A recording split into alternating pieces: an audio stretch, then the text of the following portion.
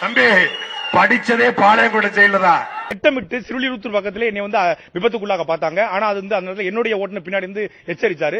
மீண்டும் மதுரை பக்கத்துல என்னுடைய வாகனத்தை நீங்க பார்த்தா தெரியும். படம் பிடிச்சு தயவு செய்து ஊடகங்கள் போடுங்க. ஒரு ஊடகவியலாளருக்கு, ஒரு கட்சியினுடைய பேச்சாளருக்கு உயிருக்கு ஆபத்து இருக்கிறது. வேலூர் ஜெயில வெள்ளை அடிச்சு வாடகை விட்டுருக்கோம்.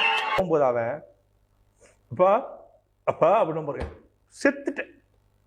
அதாவது அவனுக்கு வந்து எப்படியாவது என்கிட்ட பேசணும்னு அவனுக்கு இருக்கு.